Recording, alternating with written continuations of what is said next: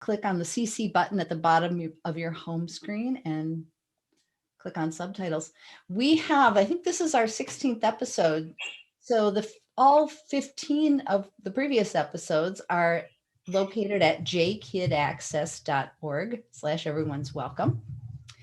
And Everyone's Welcome is a partnership between Gabby's organization, Jewish Learning Venture, and that's in Philadelphia, and my organization, Inclusion Innovations, which is based in Minneapolis.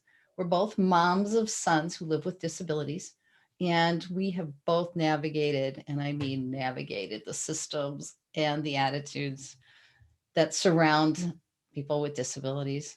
We've both led community inclusion initiatives in our respective Jewish communities, and we're both contributors to the growing interfaith inclusion movement. And both of us are published authors and speakers. We'll share a little bit about that at the end. Gabby.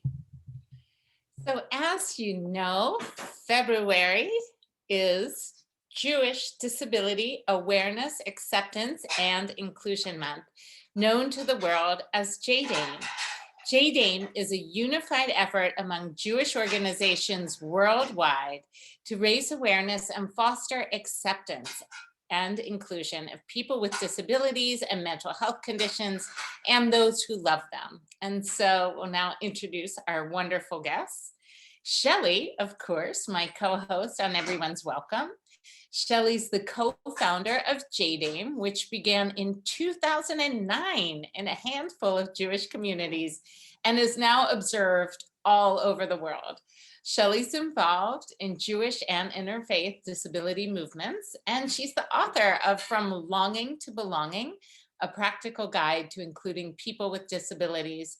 And she usually spends the month of February keynoting conferences, leading JDAIM programs, and speaking at congregations. Shelly will share her observations about the impact that JDAIM has had on the Jewish world and beyond, as well as what's new for this year, 2021. We're thrilled to have Aaron Kaufman, who is a passionate leader about policy and civil rights in the lives of people with disability. A senior manager of legislative affairs of the Jewish Federations of North America. Aaron's led and organized Jewish Disability Advocacy Day in Washington, D.C. for many years. Aaron lives in Maryland, and this year Aaron's leading the 2021 version, which is a month-long focus on advocacy and inclusion called Jewish Disability Advocacy Month. Karen Jackson, who we're so excited to have.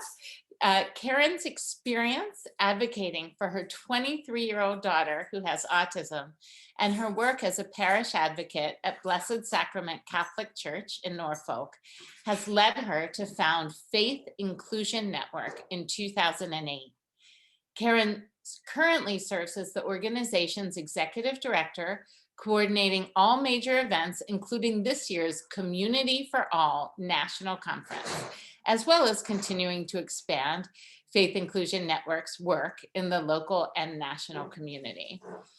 And then we have Dr. Sarah Kranz-Ciment, who is a physical therapist and has been a strong advocate for the disability community for over 14 years. She's the founder of her private therapy practice, Steps PT, and is the director of the Friendship Circle of Virginia, a nonprofit organization that empowers social opportunities for children and individuals with disabilities and inclusion in the community. Additionally, Sarah is the project director for the Ruderman Chabad Inclusion Initiative, which aims to create an inclusive environment for people with disabilities and mental health conditions in over 4,500 Chabad houses globally. Sarah lives with her husband and her children in Richmond, Virginia, where she serves on the Virginia State Board for People with Disabilities, as well as the Jewish Federation Board for People with Disabilities. So we are thrilled to welcome you all, and we're going to start with Aaron. Yes, and thank you for letting me go first. I got permission to be late to my 1 o'clock meeting because I love Shelly and Gabby, and so I'm so sorry in advance that I will not be able to hear the amazing presentations from my esteemed colleagues. But I do want to say hello to some friends, my dear friend from Montreal, Carly Goodman, um, my friend Becca Winetic, who I haven't seen in years, from the Jewish Federation of Greater Metro West, and two amazing members of JFNA's Disability Committee, uh, uh, Ben Dubin from the charm city of Baltimore, and Sarah from Richmond. But I am so excited to speak to you all today because Jewish Disability Advocacy Month, which is a component of Shelly's month, is 6 days away. And boy, do we have some amazing programs for you planned. We are Yeah, going to Aaron, start. Can I ask you really quickly to explain what Jewish Disability Advocacy Month is and just how it came about? Because it's been around. The advocacy has been around for 11 years. Yes. Thank you. I'm just so knee deep in it. Sometimes I forget the beginning. But Okay. Jewish Disability Advocacy Month came about because my wonderful colleague Darcy Hirsch and I wanted to continue our highly successful Jewish Disability Advocacy Day, which we have done in the United States and Carly and her colleagues have done in Canada. But there is really no safe way to meet in person. So we decided to do a series of virtual programs. We're going to have 13 virtual programs. And one of the reasons that I'm very excited about this and is that, pun intended, it's going to be the most accessible Jewish February disability event that JFNA has done, because there's no concern about flying and the cost of that, or needing to get an aid if you're a person with a disability, or booking a hotel room. You can just sit at your computer and enjoy the programs. And so we had heard that things like cost and travel were a barrier. So there's no travel and our programs are absolutely free this year. And I'm so excited for all of our programs. I'll talk briefly about one that we have on February 3rd, featuring none other than Yitzhak Perlman, the acclaimed violinist and multiple time Grammy Award winner, who also happens to have polio. And we will also be featuring that evening a discussion with U.S. House Majority Leader Steny Hoyer and Representative John Katko of Syracuse. He represents Syracuse in Congress. And we will be featuring a member of Becca's community who is a talented musician who also happens to have a disability and thrives as a result of his tenacity and the support he receives from some beneficiary agencies of the Jewish Federation of Greater Metro West, New Jersey. Other programs we will be focusing on is a program exclusively about what's going on for people with disabilities in Canada, and what's another program on what's happening for people with disabilities in Israel. And then there's going to be a program on mental health, because we know that this pandemic has truly taken a toll on people with disabilities, everybody, but in particular people with disabilities, because many of people with disabilities also had mental health conditions that have just been so badly exacerbated by this unfortunate pandemic and isolation that has come along with it. Another one of my favorite sessions is smart business, making the case for inclusive hiring. And so often people think that hiring people with disabilities is too difficult, it is going to cost them too much, there's too much liability, etc. So what we are going to do is talk about how all of those myths are unfounded and hinder people's ability to get jobs, and all of the benefits to hiring people with disabilities. And we have some of the top names in business. We're going to have representatives from Hershey's Chocolates, Toyota, Microsoft, and JVS Boston, Jewish Vocational Services of Boston, talking about why it makes sense for people with disabilities to be hired, and how you create a culture of inclusion and eliminate misconceptions. And then, of course, we're going to have a number of advocacy programs in the final week.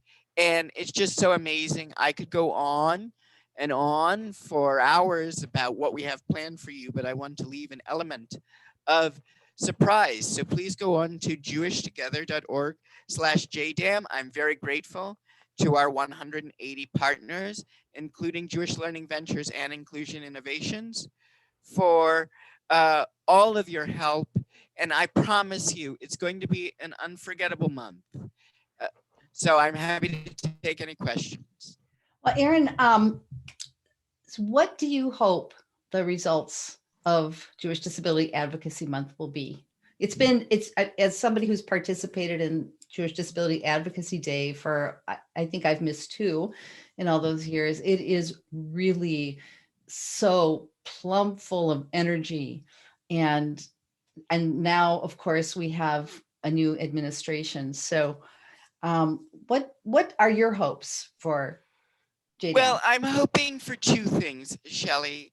I think in the era of the ADA and similar laws in Israel and Canada, that the biggest barrier for people with disabilities is not physical barriers anymore, because there are plenty of them, but the ADA is taking care of that to a large extent. I think the biggest barrier is stigma and attitudinal barriers. So a lot of our programming is going to counter unfortunate stigmas that hinder the ability of people with disabilities to be included in all facets of life. And in addition, I'm hoping that people will come away celebrating the capabilities rather than disabilities of people with disabilities. And lastly, government, the decisions of policymakers impacts everyone, but it acutely impacts people with disabilities because, for example, 10 million people with disabilities are on Medicaid. So I'm hoping people will come away with understanding that engagement in public policy and advocacy is absolutely essential to advance inclusion. And lastly, especially with it being remotely, JDAM has been really, or JDAD has been really fun the past 10 years, but in a lot of ways we're preaching to the choir. And because it's remote and because it's free, I would encourage you to bring allies with you to, if you sign up for JDAM, because of the fact that every rights movement in this country, be it the civil rights movement, the LGBTQ movement, the Chicano movement, did not happen solely, were not successful solely because of those marginalized individuals. They were successful also because they had allies. So please also bring people that haven't really been exposed to disability, because I think one of the major hindrances to people with disabilities having the life they want is the fear and unknown about people with disabilities. So you can go to jewishtogether.org and register today. And once you're registered, you will get a weekly email from me every week during February with all the different sessions and applicable Zoom links. So that way you can pick and choose what you want to participate in. Great. But don't Aaron, miss a moment. Exactly. I am just delighted to, yes, one more, go ahead. Just really quickly, because I see that my friend Ben Dubin is on, and I want to make sure that you know that this will be a truly accessible event, in that we will have captions sponsored by Toyota at each of the sessions. And our February 3rd session will have sign language interpretation. Wonderful. Aaron, you're so passionate about this, and you always have been. And I just want to say to you and Darcy, congratulations on a terrific rollout. And I'm really looking forward again to attending the events. It's at, you can register at www.jewishtogether.org/JDAIM, JDAIM. Aaron's information is on the screen, and I'm volunteering him to help you in whatever way he can in the middle of planning and organizing all of this. Yes, Shelly, and just one more thing. I don't mean to put her on the spot, so if she doesn't want to speak, that's okay. But I'd love to give Carly 30 seconds or a minute as I log off to talk about the Canadian session, because Jason Grossman is planning a terrific session. All right. What we'll do, we'd love to hear from Carly. Carly, if you can stay on after the presenters are done, we would love to hear more from you. So Thanks, guys. just a message. Thank Aaron, you, Erin. thank you, Aaron. Wow. Well, Shelly, I want to go back for a moment. And it was so great to hear about Aaron talking about JDAIM. You founded JDAIM 12 years ago with the Jewish Special Education Consortium.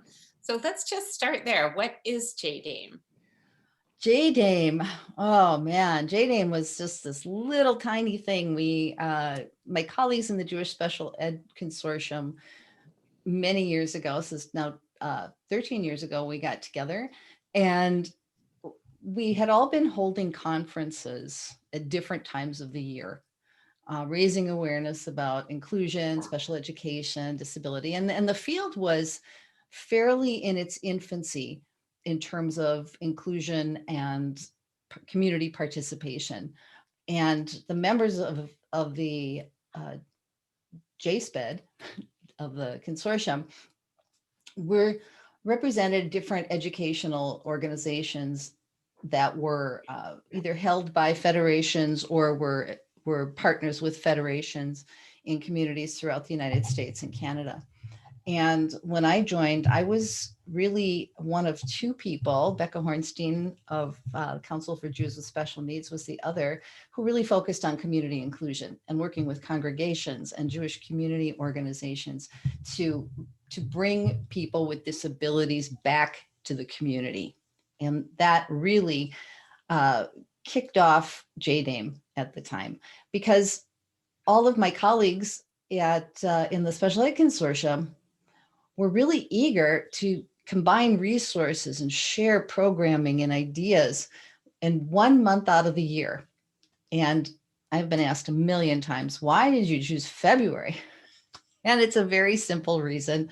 Most of us in the Special Ed Consortium were in education. A lot of us had the responsibilities of preparing for holidays in our homes. And we were looking at the calendar saying, what is a month where we're not getting ready for school or the end of the year or cooking, honestly, for the holidays. And it was February. And that's why February was chosen, plain and simple. So as I had introduced this idea of a community-wide or national entity, I was cordially invited to be the coordinator of it for the Jewish Special Ed Consortium, which I totally love and accepted. Jewish Disability Awareness Month, or JDAIM, was the original name of the month. And we started in 6 communities, I believe, 6 or 7 communities in the US and Canada. And that first year, we just recommended films. Praying with Lior was our big film that year. And it was just a chance for communities to kind of work together to raise a bit of awareness. Well, it is now, thanks to people who are speaking today, it's now a global event. And in all of those years, it's gone from 6 communities to hundreds of communities around the world in various locations. And it's quite astonishing to me in a way. And I've been quelling through all of this. I want you to understand, I'm quelling from our Jewish communities and all the great people that I get to work with as I direct the JDAIM, kind of JDAIM Central. And JDAIM has always been a grassroots initiative. And so my role is to provide the resources. Every year I prepare a guide for JDAIM, and it is online. You can have access to all the programs you're going to hear about today, in addition to other programs going on. They're all linked in the guide. And there's just a lot of different program ideas and how to be accessible, how to provide captioning on Zoom, and just so many different aspects of inclusion. I think that in terms of Raising awareness, it never ends. But by the same token, acceptance and inclusion have really been the impetus behind the growth of JDAIM. For people living with disabilities and mental health conditions and those who love them, this has been, a public announcement that yes, you are welcome here. You belong. And for the institutions and the communities, it's no longer acceptable to say we don't have those people here, or we're not equipped, we don't have the money, we don't have the means. This really, I think JDAIM more than anything has proved to the Jewish world that there are a lot of people living with disabilities, living with mental health conditions, their allies, their family members, their caregivers, who want what everybody else wants in this world. And that is to belong. And belonging is contributing. It's sharing gifts, strengths, and talents. It's going to the same resources, the same places everybody can go to be comforted. It's a place to celebrate. And I think that for me, the most powerful aspect of JDAIM is that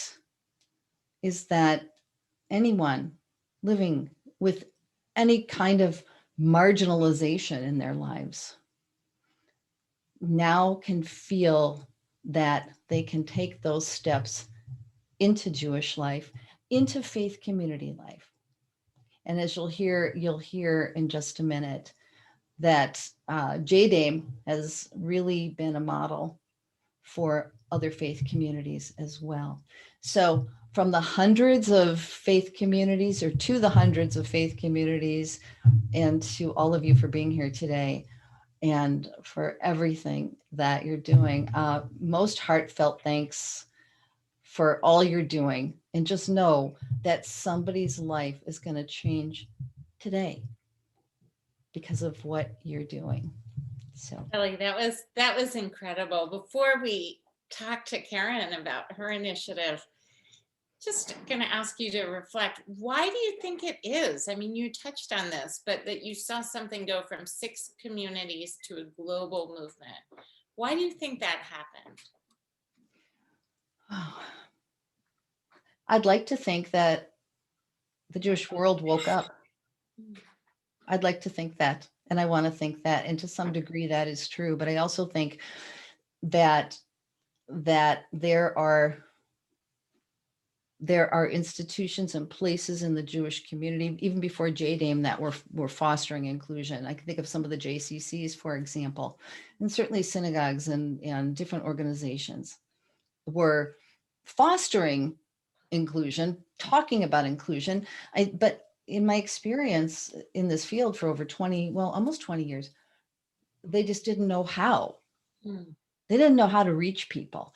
And what JDAIM has done is put a human face on belonging and who wants to be part of the community. I think that more than anything, it's created a more healthy flow into the organizations, into the Jewish community.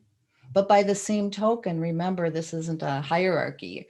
This is really equal opportunity participation. And I think that JDAIM has influenced that so much. But one of the things, and I'd like to say, wow, Shelly, you are brilliant, because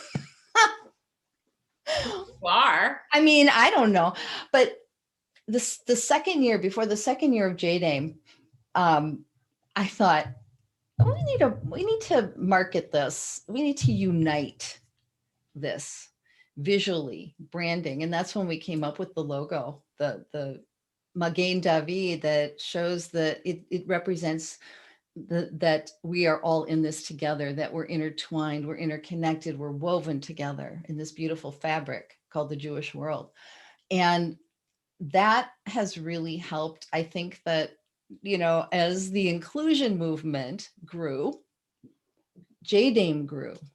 So in other words, within the kind of the basic local communal organizations, now they were acknowledging that people with disabilities and mental health conditions were contacting them and saying, you know, how can I be part of this? And I think a lot of them, the previous answers were, well, we don't have people like you here. We don't know how we can support you, but thanks for trying. You might want to try congregation B down the road or something like that. So there's pushback for that. And what JDAIM has done is really applied, I think, a very gentle but significant approach, so that it's kind of like not okay to say no anymore. Mhm. It's okay and important to say yes. We will figure it out together. Mhm.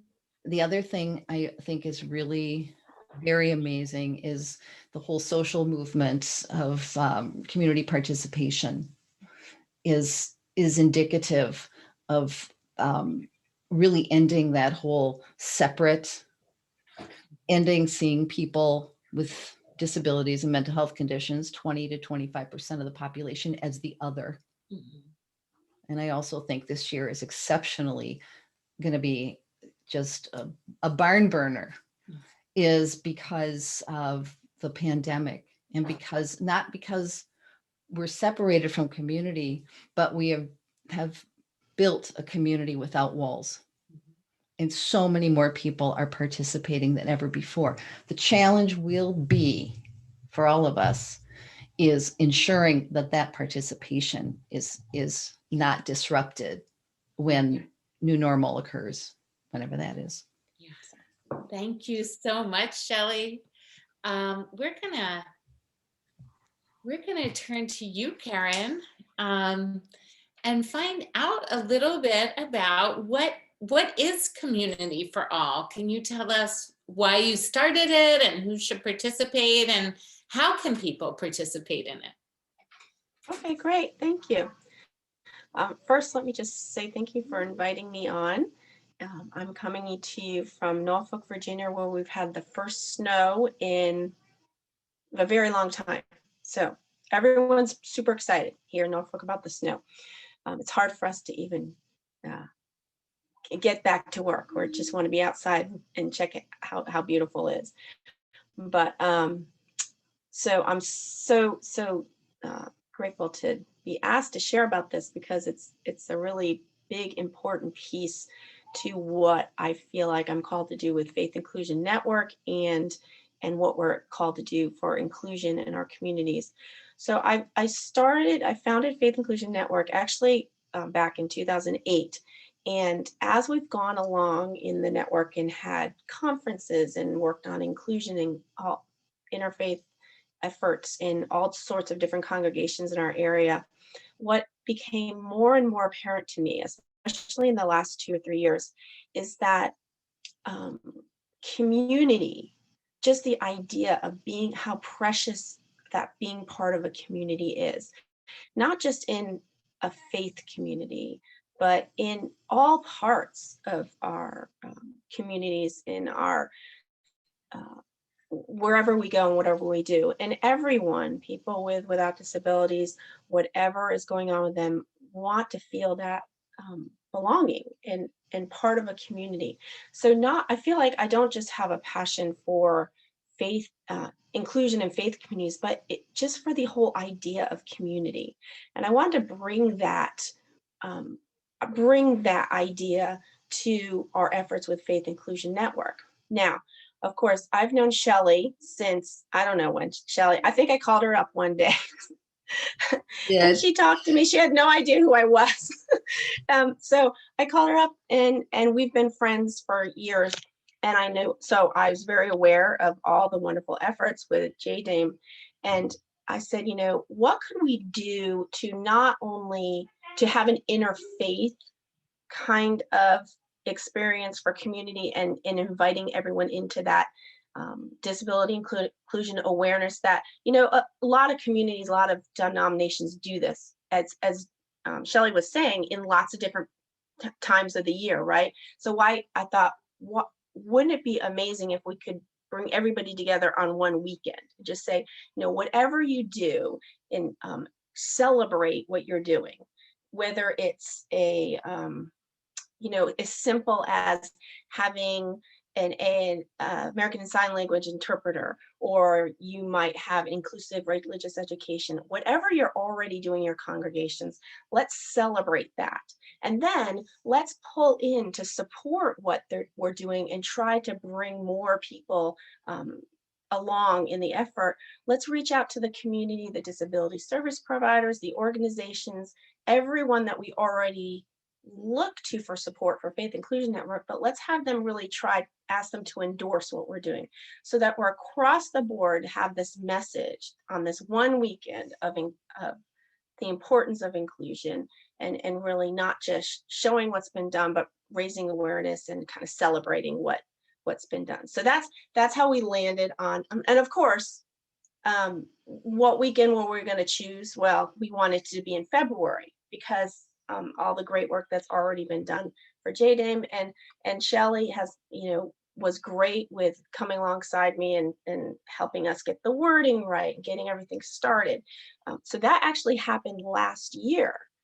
And well, Shelly came to Norfolk and spoke at one of our congregations last year, the very first Community for All weekend. And that was, I think, the last time you traveled, right? It was at the end of February. I got home March 1st, and that was it. So, but I loved having her here, and it was really wonderful to get started that way. So anyway, we've rolled through the pandemic and everything, and had to, of course, think about how to move forward like everyone else has figured out, how do we move forward in a different way? So this is our second annual Community for All weekend, but we've always done a conference too, a Faith and Disabilities conference. So I thought, ding, ding, ding, why don't we have the conference kick off the weekend? So now it's the Community for All Interfaith Disability Inclusion Weekend and Conference. And the exciting thing about the conference, which will be held on Friday, it's a virtual conference, of course, on Friday, February 26th, is that we have presenters, and it's an interfaith conference, so we have presenters from all sorts of different denominations. We have over 40 presentations that people will make videos, and then the concert participants will not only get to see what we stream live on Friday morning, but also have access to all the videos. So through until March 31st. So, obviously you're not going to sit down on Friday and watch 40 videos. So, but you're going to want to see them all, because everyone's so amazing. Shelly and Gabby are both on there. Aaron is going to be part of a panel that we're having a big national community conversation on how faith communities can really come along advocates in public policy. So I think that's a really interesting topic, and that'll be at 1 p.m. Eastern Standard Time. So the conference on Friday the 26th kicks off Community for All weekend, and then we hopefully have lots of communities celebrating Community for All in their own congregation, wherever they are. Karen, thank you so much for that description. And of course, we've got the website there so folks can register. So you gave us a little bit of sense of what folks can expect. And maybe you want to just share like an example of what a couple of the sessions will be, and sort of what you hope the results of this initiative you've been working so hard on are. Yeah, that's a good question. Well, to start with, we're still getting the presentations in. From the titles and what everyone's submitting, we have presentations in different tracks. So there's for parents and caregivers, a lot of presentations that relate to that. Off the top of my head, Jolene Philo, who does a lot of presenting and has a lot of books about relating to families who have people who have disabilities. She's already got all her several presentations uploaded, but so we have that track. We have the congregational ministry track, which has the most presentations, because that's a lot of the work that everyone's doing. It's really wonderful, from people representing all sorts of different denominations.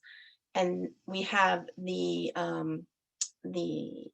sorry, don't have my notes in front of me, theology track, so that people who are working in that space in research and theology of disability can share some of their work.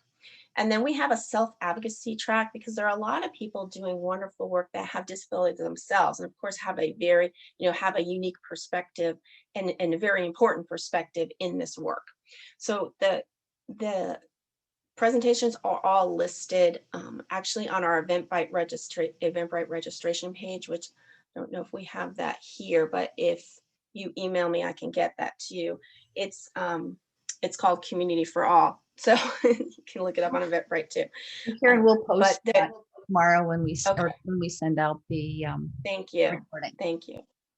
So we've got all those different categories. And then you also asked what my hope for what's going to come out of all of this. And I think my biggest hope is that we can all recognize and, not only can continue to grow awareness of the importance of inclusion in our faith communities and in all of our community, but recognize how important community is to people.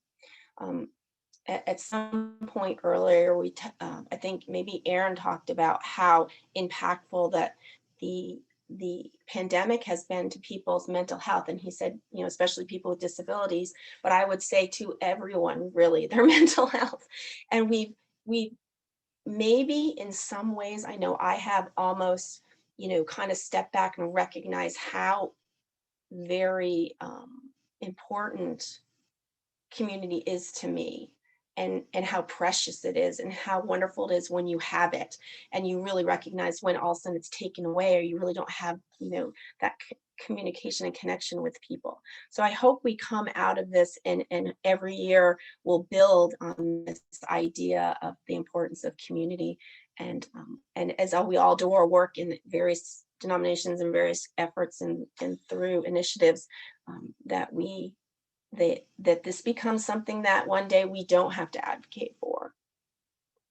So From your mouth to God's ears, as we like to say. And Karen has also written an amazing and beautiful song called We All Belong, which is also available on your website. And it was produced and performed this past spring on this wonderful, magnificent virtual platform. So I hope you'll see it. It's pretty amazing. So thanks. Thanks for mentioning the song. Everyone asks, and I know that Shelly, you've been through this too. Like, what do we do? What can congregations do for to celebrate inclusion? And the song is called "We All Belong," and it's available for free on our Faith Inclusion Network YouTube page, and also there's a link to it on our website, so that we can share the song. It's for anybody to use. And I actually, at my church, they're going to take the song and play it for all the children in all their Sunday school classes and make it a jumping off point for talking about what is disability, what does that mean on the children's level, student level. So many good ideas here. Just love it. And I'm going to introduce my dear friend, Sarah Kranz-Ciment, who's, I looked at, I'm going, where is Sarah? She's not on. And then I looked at your face. It says Hannah, but it's really Sarah. And Sarah, you feel free to mention the song also. Anyway, welcome. Sarah, what tell us about ShabbaTTogether, how it got started and why you started it, and how it's been rolling out. This is the third year coming up for ShabbaTTogether. Shabbat means Sabbath in Hebrew, ShabbaTTogether. So take it away, Sarah, and welcome. Okay. I think we have to unmute. Yeah, Shelly, I pushed did it. There you go. You got it. I've been keeping myself muted because I am home and my children are in Zoom school. And so it's better if I'm muted, trust me. But thank you guys. Shelly, it is such a great honor to be here with you. And Gabby, I think this is the first time I'm actually seeing you face to face. So very nice to see you. And Karen, same for you. So nice to see you all. And there's some other people on here that I know and have met along the way. And of course, Aaron, who is now gone. But I wanted to first and foremost thank you guys for having me on. It's a privilege to really be on here with all of you who have done so much work in this space over so many more years than I have. And I am humbled to really be in the same ranks. So, and there is a concept of standing on a giant's shoulders. And so I want to say that this is absolutely a testament to that and an example of it. And so I would love to kind of jump off of what Shelly started talking about JDAIM, because ShabbaTTogether, and I'll go into some of those details, is truly building off the shoulders of giants. So we started ShabbaTTogether as part of the Ruderman Chabad Inclusion Initiative. That was a 6-year grant from the Ruderman Family Foundation to Chabad headquarters. Chabad is a large, or the largest current Jewish organization that exists. There's 4,500 centers around the world in well over 70 countries. And the grant was given to Chabad headquarters so that we could help each of those centers create an atmosphere of inclusion even more than they have already, specifically for the disability community, as well as for people with mental health conditions, more so in the later years of that grant, actually. And we have worked incredibly hard creating resources. And Karen, you mentioned a song called We All Belong. And oddly enough, or not odd, but coincidentally, our initiative also created a wonderful program, a wonderful song called We All Belong by artist and band 8th Day. So you guys can go on there. We have a music video and maybe both of our songs will pop up, but they're all also about clearly the same message and the same idea. And over the years, Shelly and I've had the privilege of working so closely with Shelly, and it's been so long, Shelly, but it's been, we worked together for 4+ years, very closely together. Shelly was our inclusion specialist, and I learned so much from her. And she helped our Ruderman Chabad Inclusion Initiative really take off and steer it in the right direction. And so in the last 3 years of that 6-year initiative, we came up with an exciting program called ShabbaTTogether. And what happened was, over the first couple of years, we had created a ton of resources. So we just mentioned that song, and we created books, adult books and kids books, and courses, educational material for adults and for teenagers. And we created websites with materials and resources. We created so many things. But kind of like what Aaron said originally, that we were sort of preaching to the choir. The people that tapped into the resources that we created, we found either had a family with a disability or a community member with a disability. They were already in the know. And we were really not getting very much traction from the rest of the community and from the rest of those synagogue and community leaders in those 4,500 centers around the world. And so we were trying to figure out, how do we get people that don't really know that they want more information on this topic to get information on this topic, on disability inclusion and mental health. And so we decided to create something more programmatic. Although we all know inclusion is not programmatic, we found that community leaders who like to create programs found that to be much more useful, because when we talked about inclusion to people who really didn't have a great handle on what that was, or that they weren't used to the word exactly in the way that we meant it, and we couldn't have conversations with all 4,500 centers, and explain it to them. So we needed to do something that captured their interest and attention. ShabbaTTogether came up because most of those community centers use the weekend, the Shabbat, or the Sabbath for programs. They have synagogue services, they have a meal in their synagogue, they do a lot of different things surrounding the Sabbath. And so it's a very popular and common experience that they all share. So we decided to tap into the Shabbat program and give them resources, marketing materials, and different programs they could run in the Shabbat programs that they already have. So hence the term ShabbaTTogether. And we know, I almost want to make a new tagline, which is that we know it's not a weekend thing, right? This is not something that's a one-time deal. It's not something that we want to have people with disabilities come for dinner. That's not the goal. And it's actually been an education process. We've had to explain this to all of those Chabad community leaders around the world, let's explain to you what exactly ShabbaTTogether really is. And many of them think it's a Shabbaton, it's a weekend. You want us to invite people with disabilities? Do you want us to build a ramp in our synagogue? It was confusing. What do you want us to do? What does this inclusion thing really mean?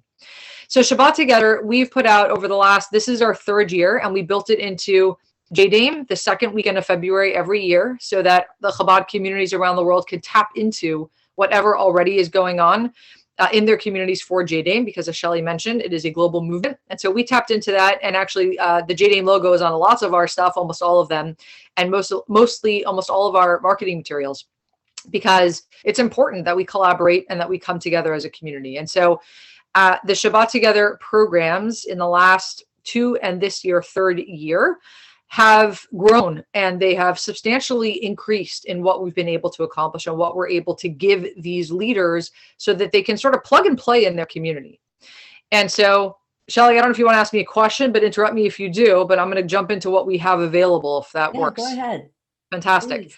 So in the last couple of years, we focused, the first year was much more heavily focused just on disability inclusion, giving people accommodation flyers and resources that they can put on their website and hand out to their synagogue members or hand out to their families. We did programs for kids at that time that came to the synagogue. How do you make an inclusive kids program? How do you create an inclusive adult classroom? How do you have sign language interpreters at your events? Some really basic understanding of what inclusion really meant and how they can implement it in practical everyday ways in their communities.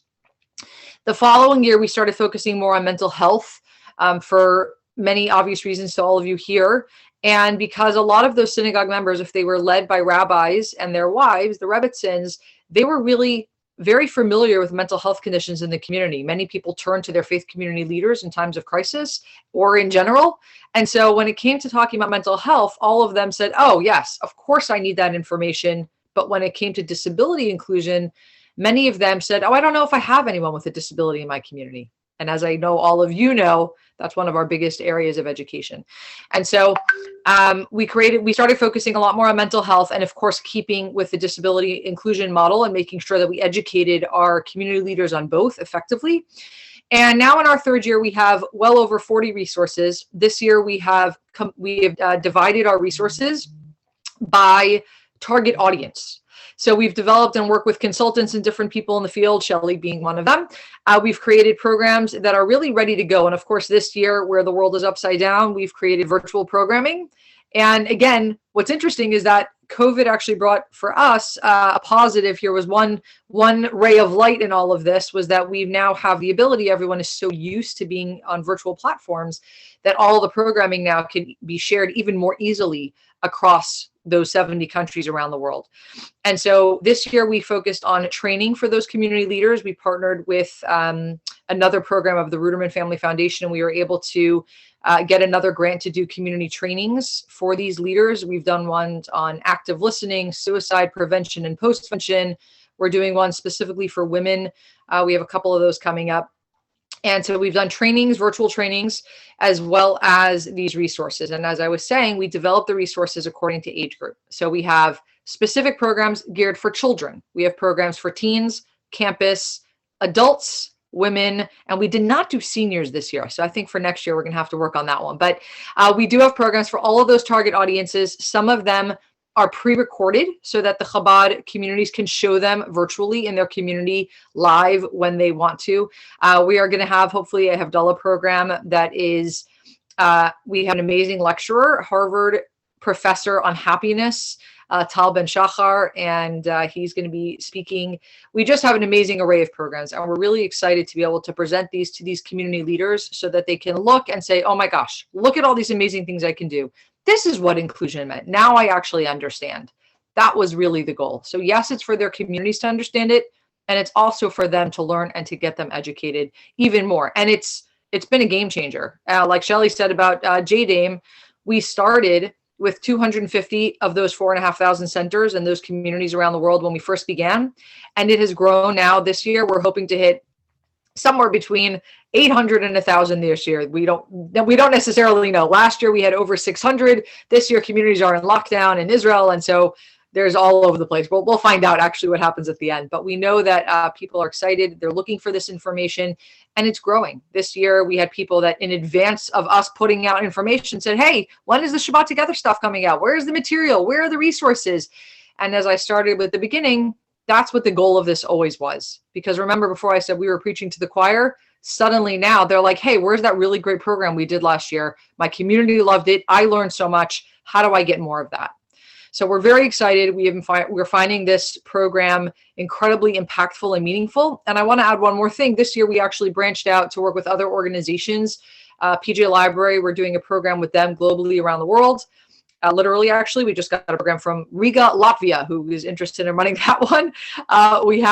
We're working with some federations. We created a federation packet that they can purchase for a very small fee, and they get a ton of the resources we've created, and they can share it with all of their synagogues and all of their Jewish agencies. And we haven't yet done it, but we have programs for schools. We just have really an incredible amount of things. And last but not least, my name is not Chana. So that is my daughter, who is 6, who is on Zoom school, who apparently used my computer. And somehow on today's Zoom, I can't change it. So it is a pleasure being here. My name is Sarah Kranz-Ciment, and I don't have the participant list for some reason today, so I can't change it, but that's okay. That's okay. I can't believe Hannah is 6. She is. It's wild. I remember. When she Actually, was- Hannah is my inclusion baby, because when I was in the hospital, literally with her, was when I got the phone call to direct the Rudderman Chabad Inclusion Initiative. So that was a little over 6 years ago, and she was the beginning. So I always know how long I've been involved in this. And I don't know if I mentioned, I'm also, I guess you said in my introduction, I'm also a pediatric physical therapist. I specialize in children and infants with developmental delay, and run a friendship circle which pairs kids and young adults with disabilities together with typically developing teenagers in the community for friendship and fun, and also with the goal of building an inclusive community, which it truly does. So again, I'm so excited to be here, and I really thank all of you for all the work you've done in the community, and I'm proud that we have a small part in that across the world. Absolutely. Oh, thank you so much, Sarah. It's just stunning with all the programs to just see how le'at, meaning slowly but surely change has been happening, and it's just terrific. Sarah, really quickly, if someone wants to participate in ShabbaTTogether, would they go through their local Chabad house, or is there a website? It's a great question. So there is a website. Thank you for putting this lovely slide up that I did not give you, and I appreciate your time. So on here, there's info@ShabbaTTogether.com, ShabbaTTogether.com with 2 T's. There's some information and resources on there. Community members that are not Chabad leaders will not have access to those 40 resources I mentioned. However, if you do go on there and sign up your city, we do have Shelly's JDAIM guide is on there, and we have other resources that can be accessed. And if somebody wants to get involved more so, or bring it to their community, or collaborate with their local Chabad or in any other way, if you go in there and sign up your city and reach out to us at the email address info@ShabbaTTogether.com, we will answer you, and we would love to find a way to make it work for you and your community. So absolutely, please reach out to us. We are just really excited to share this with as many people as we can.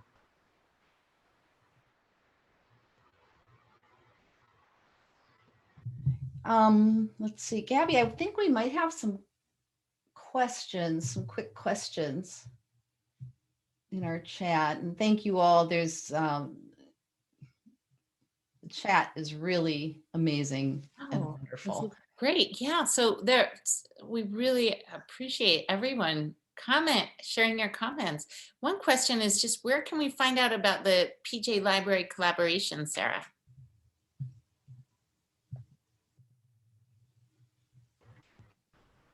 Thank you.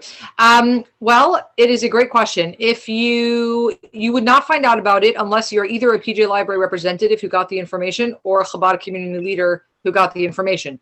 So if you would like to learn more, you can definitely reach out to me and my colleague Dana, who I think is on this Zoom, at info@ShabbaTTogether.com. If you go on and you would like information or to help run that in your community, please reach out to us, and we will happily make those connections for you. This is great. So, Shelly, it looks like we just got lots of great comments from everyone. And as I said, we'll share with the with the recording, all the links to these wonderful programs. So you'll all have that easily available to you. I think I just saw a question that was pitched at me, so I'll answer it real Yeah, fast. It popped up. For some reason, the chat, I can't see it. I'm not sure what's going on my screen today, but my last name is Kranz-Ciment. It's a hyphenated last name. Maybe Dana, if you're on, you can type it in there, but thank you. Thanks, Shelly. That's me. Well, I guess I'm not muted. Great. Gabby and I want to thank our dear friends for joining us today. Sarah Kranz-Ciment, Karen Jackson, and Aaron Kaufman, who had to leave.